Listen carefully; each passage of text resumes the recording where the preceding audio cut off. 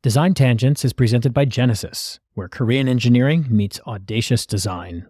Their groundbreaking technology powers every ride, and your experience, from first glance through ownership, is nothing less than exceptional. Learn more at genesis.com. I will make it serene for whatever it is you want, because I want to try to understand what the feeling, the space, and the project needs to communicate.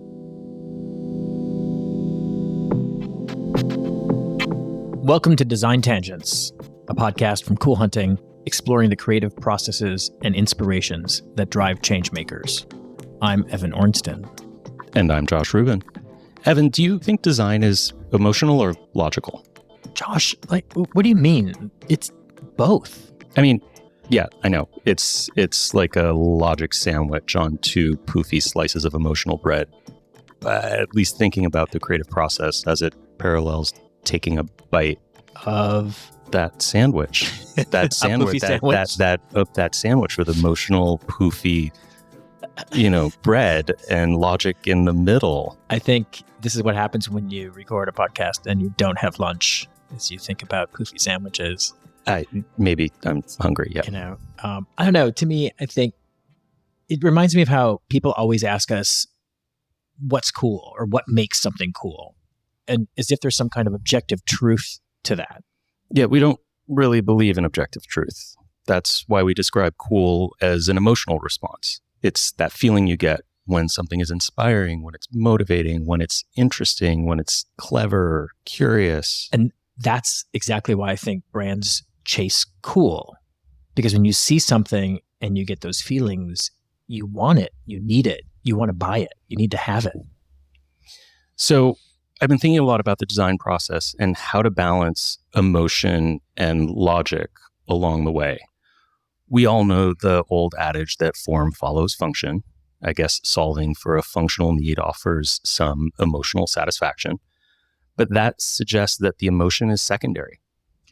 Josh, that's a really great segue to introducing architect and artist and a good friend of ours, Suchi Reddy, because she's constantly thinking about neuroaesthetics. And her mantra is, form follows feeling.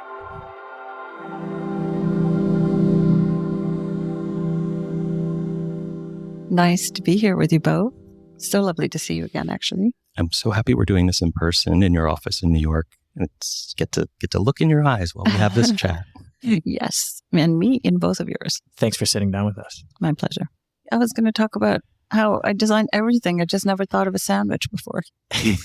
I don't know where that sandwich thing came from. I was just kind of thinking about the kind of the dance between, emotion and logic in the design process. Absolutely. And I feel like there's emotion in the beginning and emotion in the end, and there's a period in the middle where you need to just figure out how to make things work, and it's much more of a pragmatic step. Mm-hmm. And I'm hungry, so we can get you some food. Josh and I were talking about when we met, and that was almost 10 years ago. We met through a mutual friend who was already joining us on a trip to Zambia. And he said, hey, I really would like to have my friend Suchi join us. And I am so grateful for the fact that he put us together. It was a really great trip. It's led me to lots of beautiful experiences with the two of you and with so many other amazing people that you bring together. So it's really been one of the joys of my life, truly. It definitely is a point in all of our lives where a lot of things happened and things have evolved and sprouted and grown from there. One of the things you do is teach. One of the things we do is like to be a little bit disruptive and not like other things. So when we travel, we like to do things that are different. We also like to include some kind of how do we engage with the local community? How do we do something that's charitable in some way? And one of the things that we did on that trip was we asked our guests if they wanted to host a 1-hour workshop for the local high school in this extremely remote part of Zambia. And you and one of our other guests said, sure, we'd love to do that. And we're going to talk about design theory. Design thinking. I do remember that. Was it design thinking? You taught a class on design thinking to a bunch of high school kids in Zambia. And they were amazing. They really were amazing. I still remember the looks on their faces. I think one of the most rewarding things that happened to me on that trip And actually, I have to go back to this idea of inspiration that I think you guys like to curate into these trips, because that's certainly what people who go take away from it. And that's what stays in my mind. I was inspired by those kids as much as they were inspired by things we were talking about.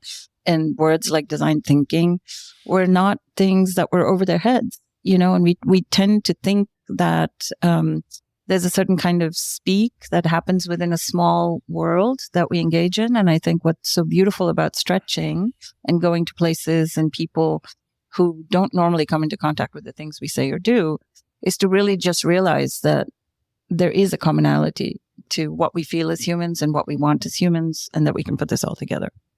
And that the world is changing. I mean, it's changed a lot since that trip almost 10 years ago, where now everyone's on social media, even in remote parts of Zambia, and they have access to things that they previously wouldn't have.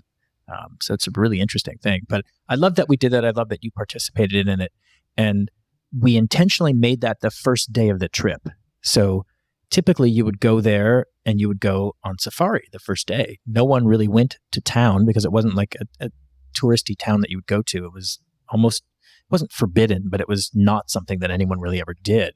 And we said we felt like we needed to do that, and we needed for us to have that experience, and we needed for our guests to have that experience too. And that kind of was more important to set the tone in the place and ground you to where we were than just going on safari and looking at animals. No, I totally agree. It was successful.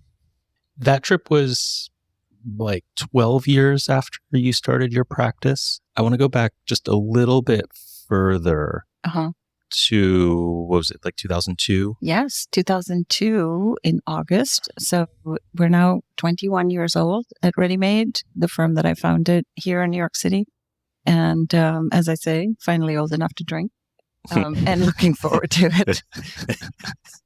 That's a good one. Tell us what that ride has been like. It's been an incredibly sustaining, I would say, is the first word for it. And I don't mean that, certainly so much from a financial sense, but really from a kind of a spiritual sense. And looking back now at 21 years of work, finally, everything starts threading itself together into a body of work. And it was very interesting. Like in the beginning, some people start out with a vision of a body of work. And often artists are asked to think in this way. They're asked to say, do this and do it again 5 times and make it look the same. And this then becomes this body of work. And for 21 years, I've never done the same thing.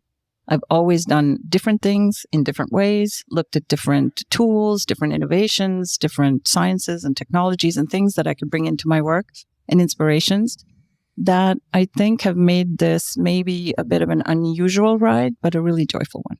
I think a lot of us who've started companies, you get to this point where you're growing, and you're pitching all this work. And then sometimes maybe you take on a project that will be financially beneficial for your company, but spiritually you struggle with. How have you kind of navigated this space of, as you said, like sustaining the business, but also only doing the work that you want to do and are excited to do? Well, I think the thing to remember is that the whole world is your teacher, right? Everything shows up in your world, in your universe, in your life, in your journey to show you something, to teach you something. So whichever project we've taken on, and it's a question I get very often. People ask me, well, what's your favorite thing to do? Since I do so many different kinds of things. And I always say it's everything. I could never choose. And it's because I learn different things from different people, from different situations. So if we take on a project, for instance, that we think is perhaps good for certain reasons, but maybe we're not so spiritually aligned with, which doesn't happen very often at all in the studio, it still becomes a place from which a learning comes that I then see translate into several other things. And, there's so many examples of this in the studio. If you ever talk to anyone who works with me, they'll tell you, oh yeah, we know where that came from. We learned that from this place and we're using it in this place in this different way. And that's why I think it's been sort of part of the kind of business mantra has been to say yes, because I never know what I'm going to find out. When we think about an artist or an architect and we think about their body of work, we often look for some kind of aesthetic through line. What is the signature form or material or what have you? And I'm wondering if there's a signature emotion. given the mantra of form follows feeling and the fact that you work with different clients, so part of what you're doing is channeling their energy, channeling their Vision. feelings, their Yep. vision, and merging it with your Mhm. vision Yep. and your emotion and creating something. Is there an emotional through line to your body of work? It's so interesting because this question of style has never been one that interested me. It didn't even interest me when I was a student. I didn't look at people's work and go, oh, that's this style or that's that style. And it's interesting to me because of a style. It's interesting to me because of the substance, because of the idea that's being explored. And I always tell people, they say, are you a modernist? Are you, I am. Yes, I'm all of those things. But mostly I say I'm a serenist. I will make it serene for whatever it is you want.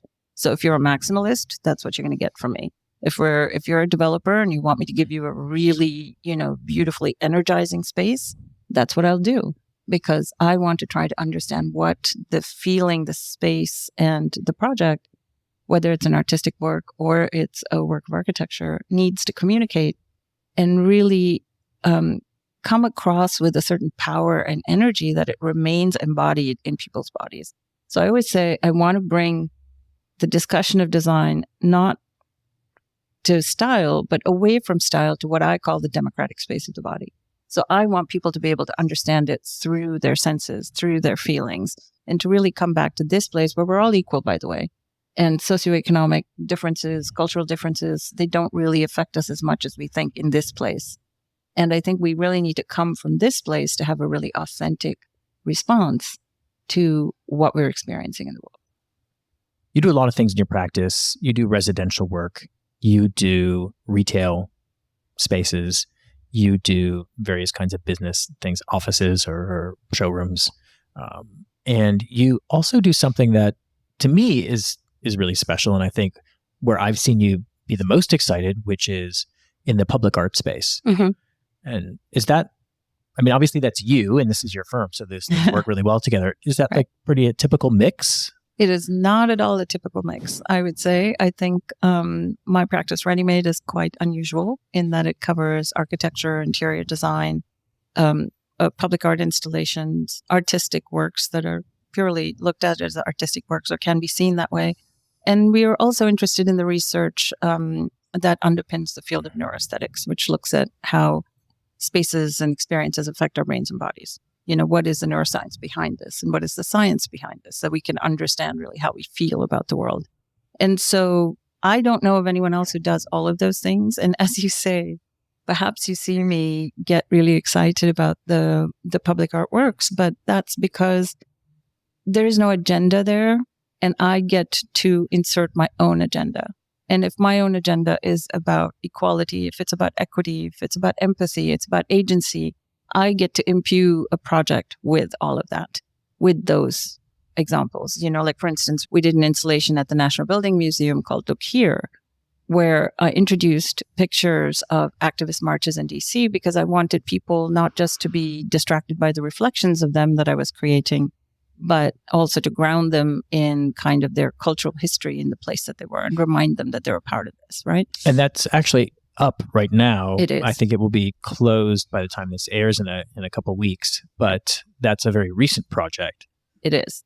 And that's why you see me get excited about it, because I think those kinds of projects provide a platform where my own kind of viewpoint about the world can have a voice. Whereas when I'm working as an architect, generally speaking, I'm looking to find a viewpoint that coincides between both what I'm interested in and what my client is interested in, because that's a collaboration much more than the artistic works are. Is there an overlap? Is there an interplay? I get why it is important for you to make both art and architecture and to be able to share that vision and to be able to make creations that are entirely the message that you want to share and the feelings that you want to create. Has the art brought in architecture clients? Absolutely. Because it's a beautiful way for people to enter my mind, and then they can see that there's a way in which I can think about it that other people are not going to think about. And really all our clients are people who come to us because they want something different. Are the clients that came in because of the art different from the other clients though?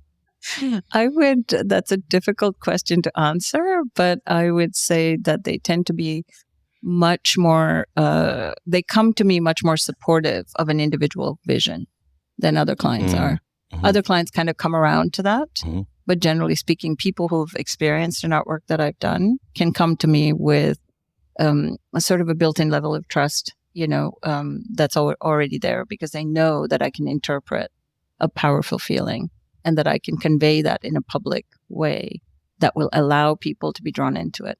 And whether we're doing a commercial space or we're doing a space for a developer, everybody wants somebody to buy into what it is they're trying to say. And I think the public artworks actually, in that sense, allow my clients to understand that I can do that. You've done so many really interesting public artworks. One, I think, was called X, and it was in Times Square. Mm-hmm. Like, very unexpected to come across this artwork in the middle of Times Square. You did another one, which was this really amazing installation. I want to say it was the Brooklyn Botanical Garden or Prospect Park? Prospect Park, yeah. Prospect Park, a couple of years ago, and that was really impressive.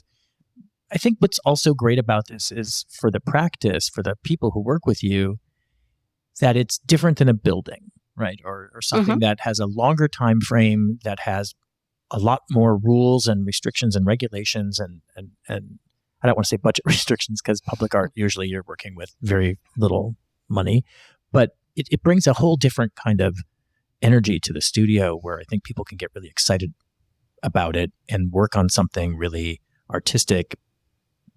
But I don't want to say it's faster necessarily either, but generally the time frame is pretty much shorter than some of these other kinds of larger building projects that you're doing, and potentially more emotionally fulfilling for some people. Well, I was actually just talking to the studio about that, and I was saying that 21 years into doing this, what keeps me going is the fact that I feel this kind of incredible satisfaction when something's made, and it's really an indescribable feeling when you see this idea that's in your mind come to reality and really be affecting people so strongly. And I see the delight on both the people's faces who experience it and the people in my studio who've seen it and made it, right?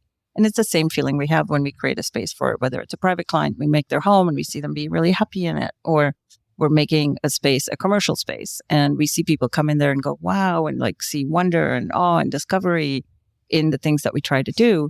Because if you ask me, what are you trying to make? I would say I'm trying to make joyful and uplifting spaces and experiences that people can really take something away from. And I think my studio, everyone who works here is very happy to see that come to fruition. And that sense of satisfaction is a very difficult thing. But also, these are less permanent things for the most part. Right. Something happens and a commission is awarded, you create that work, it's presented, and then in many instances, it go, when the installation's over, it's over, versus a store or a home or an office of subsistence, which has a longer lifespan. Yep. And I don't think that temporality necessarily has anything to do with it, though. I think that sense of satisfaction that you get from seeing an idea live, and this is why it's so beautiful to do what I do, and why I'm so excited about it is we can make a drawing that's beautiful. And when a drawing comes to life in your hands, and a drawing isn't just a drawing, it's an idea. It's an idea that comes to reality in that form. But then maybe that drawing becomes a space. Maybe that becomes an object. Maybe that becomes an experience.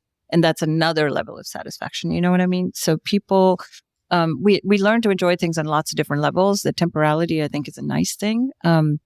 It's certainly when we do projects that go on for 6 years, 7 years, it's a lot of delayed satisfaction. And this is something that's led me to really loving cooking, because I can do that fast and I can really enjoy it.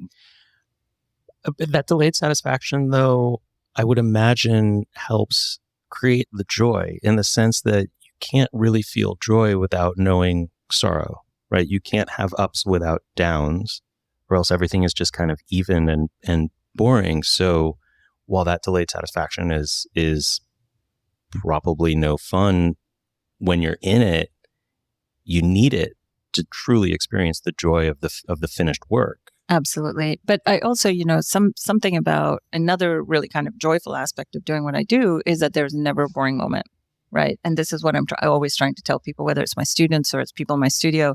I'm never bored. Like, I can look at the edge of a table and be excited because I'm thinking about how it was made, and why does it turn that way? And what's that material? And, it's just everything in the world prompts a new question. And so even that process of delay is a process of learning and a process of exploration. And that's what being a designer is all about. It's about being in that space of design, exploration, learning, innovation. And as long as we can do that, I think we're happy creatures. I want to dig into learning, exploration, and happiness. And we're going to do that right after this quick break. It's time to discover a new approach to luxury automotive, where Korean engineering meets audacious design, groundbreaking technology powers every ride, and your experience, from first glance through ownership, is nothing less than exceptional. Learn more at genesis.com. You spend a lot of time working really hard on your business and the projects that are happening. You also teach, Yes. and maybe you can tell us a little bit about that. And you travel a lot, obviously for work, but personally too. Travel is a big part of your satisfying your curiosity, I would Absolutely. say. Well, travel is the biggest teacher, right? And if you're an immigrant like me, where you come from India and I came to this country when I was 18, it was one of the biggest learnings of my life to really learn how to be in a different place. And I've always loved that kind of liminal space of like being between here and somewhere else, because I feel like I'm in a doorway and I can look 360 and see lots of different things. And that's an aspect of travel that I love. And so I'm lucky that my work takes me around the world, whether it's, to Salone in Milan, or it's to Frieze in London, or, all these different places, because my interests span so many fields, whether that's art, science, design, architecture, research. There's so many places I can go to find inspiration, to talk to colleagues, to work with them, that it's been a very kind of a rich, I would say, journey with that. And it's been fun to share with you because we've been on so many trips with Yes. you, traveling to different countries and having these really fun experiences. I'm always so happy when I'm able to go on a trip with you guys, because it's always unexpected. And I think, what you always say about being a type A person who needs a lot of control, like what you design is for type A people, where they can give up the control to you because we trust you to have thought through the options and the choices carefully, and the learnings and the inspirations carefully. It's not just which hotel am I staying at? Where am I sleeping? What does that feel like? But it's really, what is my experience like? And what am I going to think about? And that, I think, is the thing that I take away from traveling with you. Thank you for seeing that. We spent a lot of time thinking about how to keep type A people happy, because we're type A people. And that's kind of how all the travel experiences that we created started, because we didn't want to be on a group trip with strangers. Right. The first trip that we put together, we were invited to go on safari, and we said, "Oh, what if we just, don't sell those spaces to anyone else. Let us pick who is going to be there." And that was a very self-serving move for Evan and me, because we're like, all right, we're going to have this amazing experience. We want to have an amazing experience with people we love, people we're inspired by, people who are going to show us a different perspective on what we're seeing. And that's kind of where the travel experiences were born. We're leaving for Seoul tomorrow, and we'll be there through Frieze. And it's the second year that Frieze is in Seoul. You want to come with us? Oh my God, I wish I could. I really wish I could. Frieze always draws a lot of energy around it, whether it's in London or New York or LA. From everything we've heard about the first Frieze in Seoul, it was just like, boom, it just kind of like blew up and everyone was super excited about it. We're really loving what's happening in the art scene in South Korea. And we're really excited to see how Frieze manifests there differently. But a lot of people are talking about it. That's amazing. I'm so excited about Korea. It actually ended up being one of these places that I discovered in the pandemic. My way of traveling in the pandemic was to watch shows that were based in places and countries that I thought I hadn't been to. Yeah. Exactly. That's right. Sorry. And I got inducted into the world of K-dramas, which I didn't realize was such a big thing. I come from the land of Bollywood. I thought that ruled the world. I had no idea. And so it was really interesting. But what's so interesting is to see all of these kind of cultural what I would call similarities really between being South Indian and Korean, which I found very, very odd and interesting. What's one of those similarities? Well, I think what's your favorite K-drama? Oh gosh, I can't. There's so many. But I would say that some of the similarities are around food. They're around, about language also, because we have all of these ways of speaking to people where you have to speak with a certain degrees of politeness, and how you express something to someone is very, very important. And really how the culture is communal. It's not really about the individual. And I didn't expect that so much, from that. And we're very much like that in India. That's how I grew up. So yeah, I found lots of things to feel oddly similar. And there's some words in the language as well that translate, which like for father and mother. And I thought that was interesting.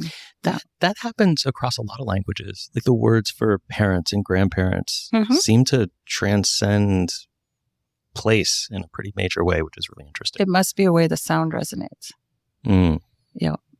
Maybe there's a theory behind that. Someone's thought about it. Whenever I see you, I'm always thinking about neuroaesthetics, because it's such an important part of you and your work. And it's something I'm aware of, but haven't personally kind of like grasped, and I'm not thinking about it all the time. And I'm just kind of, when we were just talking about sound, is that obviously sound is part of that, right? Absolutely. Yeah. Well, neuroaesthetics really technically is defined as the study of how your brain body experience space, aesthetics experiences, all of these kinds of things. And the more we learn about that, the more we understand about ourselves as humans. And obviously there's a lot of, well, if you know about that, can you manipulate me? I was even asked this question recently. And I just said, well, you're being manipulated all the time. It's really up to you to, understand what's acting on you and how you respond to that, because it all comes back to human self-awareness, right? Which is what one of the artworks I did at the Smithsonian was all about, called Futures, which was looking at all different kinds of futures, technological futures, health futures, genetic futures, all kinds of things. And it was meant to be an artwork that could talk about the relationship between humans and technology. And so I designed a piece that you could speak into, and it would read the emotion in your voice and relay that as a pattern of lights that was specific to you, that could change every time you change your word. And every word you said affected the words of people around you. So there was a central piece that would also weave all of our feelings together. And so you knew that your feelings were important about the future and that they affected everyone around you. And that really gives you a new kind of responsibility, right? Towards both yourself and other people to really imagine something that can work for all of us.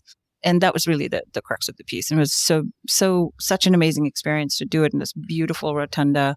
And again, to explore new worlds, because, I hadn't done a fully technological piece before that. And I learned a lot. We were fortunate enough to be there for the opening with you and to celebrate that. Can we talk about fashion? Sure. I asked because when we arrived, Evan showed you a new little acquisition, which is, depending on where in the world you're from, a fanny pack, a bum bag, a festival bag, and you sort of cringed. I did indeed. I was so excited about it because it's multicolored and super fun. And I don't know, I'm having an 80s moment. I'd just love to hear your perspective on fashion. Well, again, I'm going to relate it to architecture, because I really think that we build, and again, back to this conversation of bringing the conversation of how we build our worlds back to our bodies, because I really think, and I've said this before, that we build our worlds outwards from our bodies. So the first layer is our clothing. The second one may be our home. The second one might be our city, our country, the world. It goes in that way. And I think there's a through line of design and experience and feeling that goes through all of that. And fashion is one of the most amazing ways in which you can both support the person you are and also express the person that you are, right? And people who manage to do that in a very seamless way are the people who are the most comfortable both. And we tend to say they're comfortable in their skin, but we're really saying they're comfortable in their clothes, right? And that it projects who they are correctly. And that they exude this kind of ease in the world. And I think that's a very big role for fashion to play. I think fashion gets a bad rap, that it's so much more superficial than I really think it is. I love your style because you mix all these things. And one thing, it's so funny, like Issey Miyake. I was just going to go there. You know? It's like, why do architects love Miyake? Yeah, architects and designers love Issey Miyake. So do we, by the way. And so you wear a lot of that, but you also you have your own style and you mix it often with a lot of pieces that you get in India that are like beautifully embroidered and brightly colored and beautiful silks. And I just think it's always fun to go out with you because you're always this great fashion I remember presence. running into you on the street once and we were both wearing the same colors. It was a very bright yellow. Yep. Yellow and black. Yes, yellow and black. We were two bees on the street together. No, I mean, I really do think fashion is very important. In fact, I just came back from a trip to Antwerp where I went to the Mode Museum and there was an amazing show of Man Ray and his contribution and really what he learned through his work in fashion about all these styles of creating surreal styles and creating all of these photographic effects, which were really amazing, you know? And this is another thing. I think it's the cross-pollination between all of these arts that gets me so excited, you know, whether it's fashion and architecture or it's sound and architecture or it's sound and art or it's fashion and art, you know, I don't care. I think we live in a multidisciplinary situation and our problems are complex that way. And I think we need to solve them that way. So I really feel like I always want to have like this consortium of creative people at the table whenever I think about something. All of those things are really important and part of where we're going. And I'd love to dig in a little bit to what's next. Like, what is the near future? What does the future look like? But wait, let's do that after a break.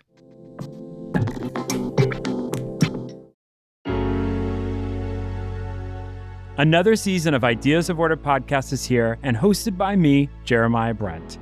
California Closet's premier podcast is all about exploring what home really means. On Ideas of Order, we know that your space is a direct reflection of who you are. And with the help of our guests, we discuss the spaces and places that have shaped who we are today. This season, you'll hear from guests like Jenna Lyons, Joanna Gaines, Michael Haney, Cleo Wade, and so many more. Join us on Ideas of Order, brought to you by California Closets and the Surround Podcast Network. You can find Ideas of Order on all major podcast platforms and at surroundpodcast.com.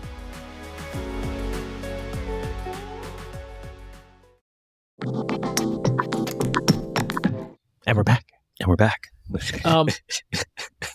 So all of these inputs, right? The cultural inputs, fashion, art, design, travel, experiences, food, right? We all love food. I love when you cook for us too.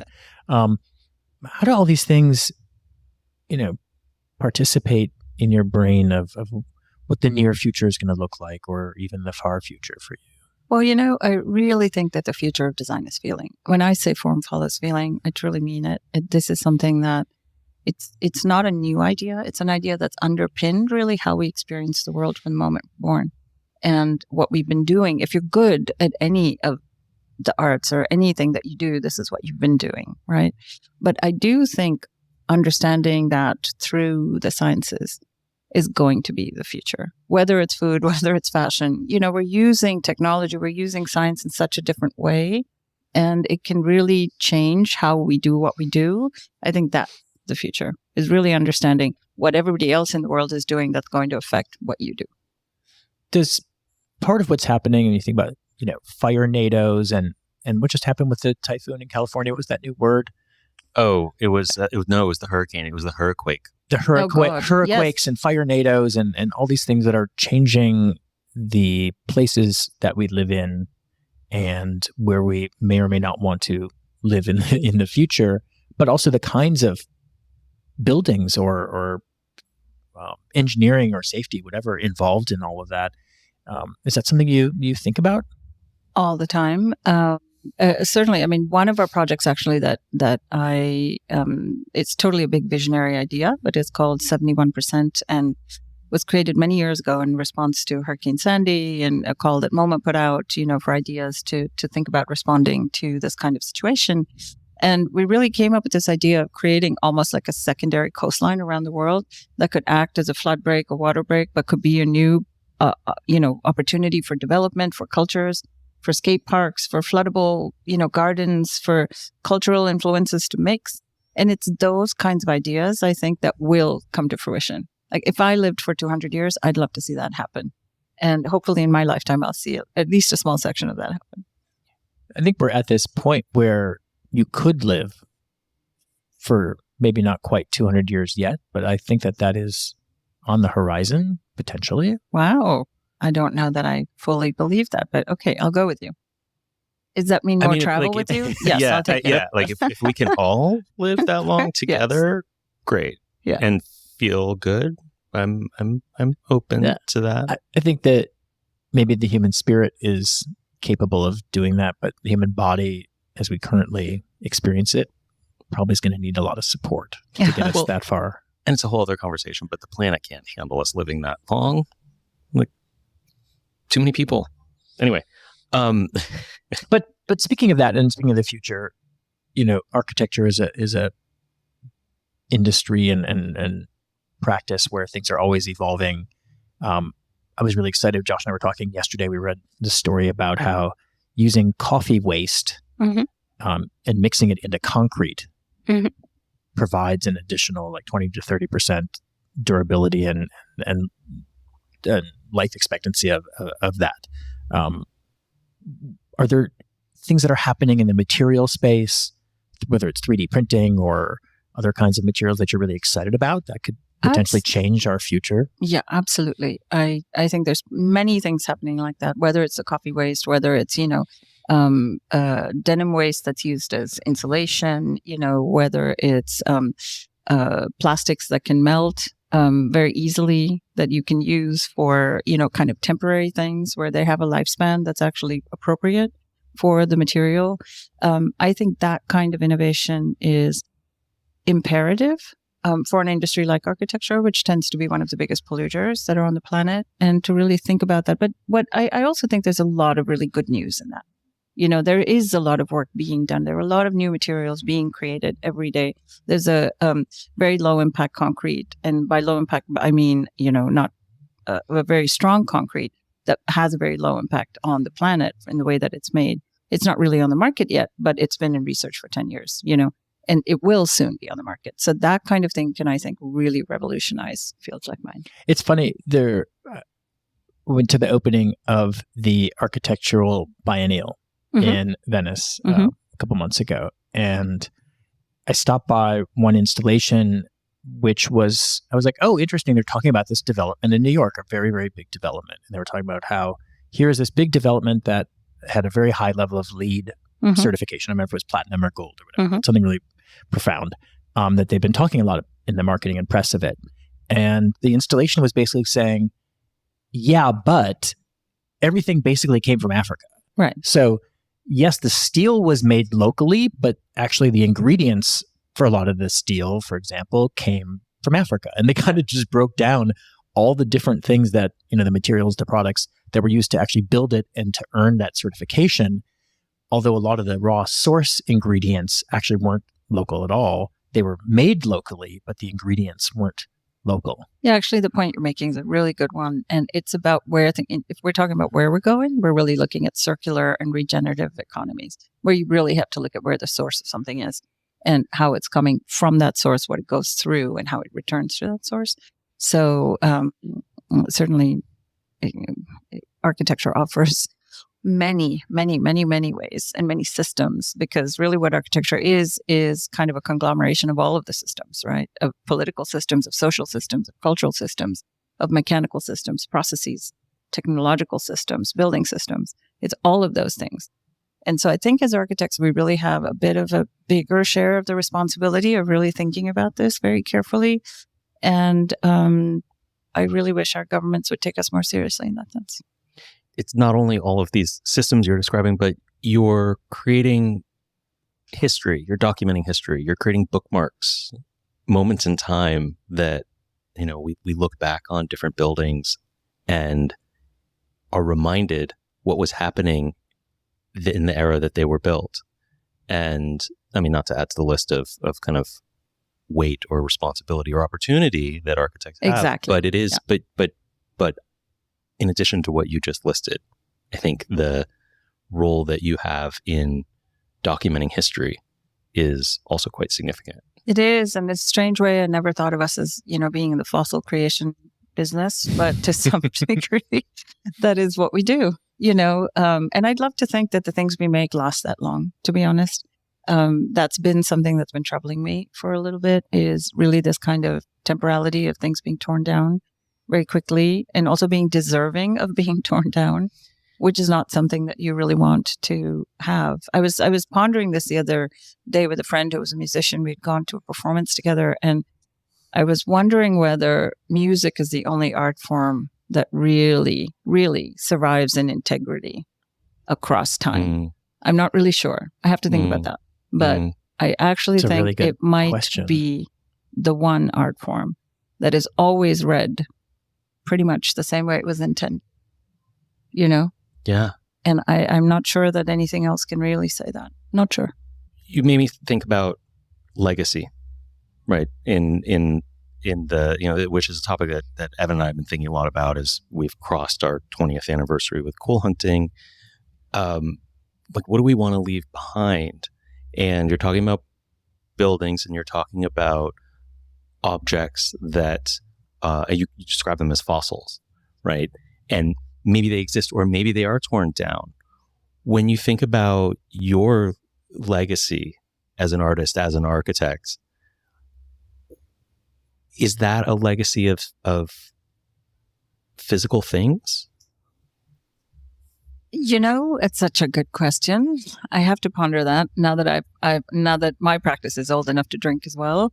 I will think about it a little bit more, but I really think for me, the legacy that I would like to leave is reorienting the compass of design back to feeling, and really understanding that this is why we do it. We do design, we make things, we make objects, we make worlds in order to make the people who use them feel good and be their best.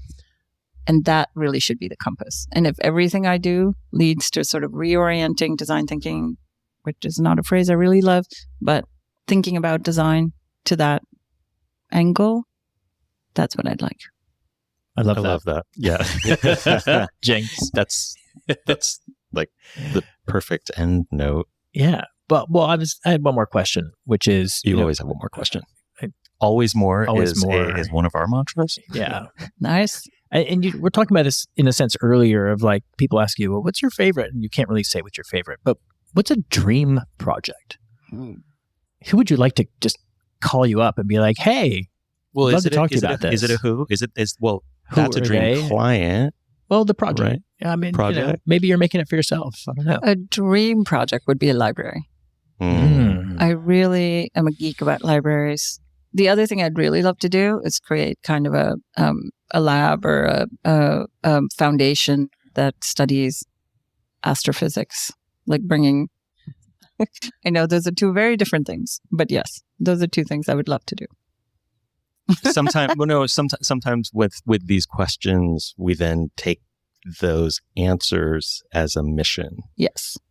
We've had a past guest who, had a very threw something out there, and we're now working on it. Oh, like, amazing!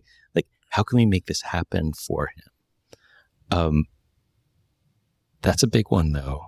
A library. We can start with a library. Library is pretty good. Yeah. All right, Evan, we're gonna have to figure out. There's one in Seoul I want to show you. It's more of a bookstore, but it's I think I've seen it in a K-drama. It's all curvy with a lot of books, right? Yeah. Yep. I know that one. Many stories tell us really, really fun to be in. But let's do a trip around libraries. Here's something you can make happen for me. Let's do a project in Korea together. Yeah. Because I would love that. All right. That could happen. We're popping over there tomorrow, so we'll see what you can wrestle up. Mm-hmm. Suchi, this has been so fun, and it's pretty similar to what happens when we're ever together having a drink or eating dinner, and really grateful for you joining us today. Thank you both so much. It's just lovely to see you, and I'm just so happy that you're doing this, because I think the questions that you guys ask are what's on people's minds, but they often can't voice them. So it's really nice to have them out. Thanks for also listening to Design Tangents. We're pretty excited about it.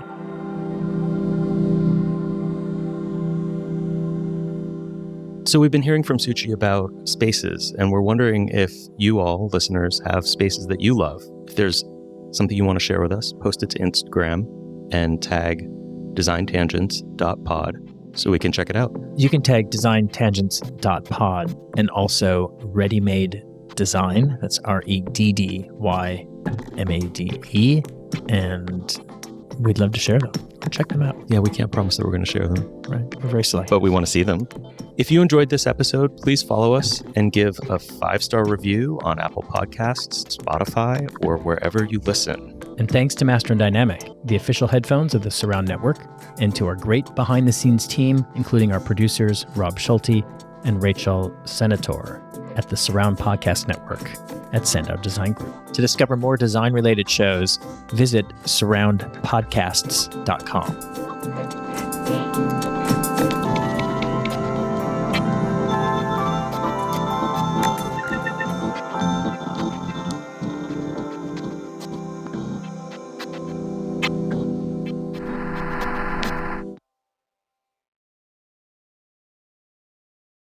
We'd like to thank Genesis for their ongoing support in presenting Design Tangents. Learn more about Genesis and their luxury automobiles at genesis.com.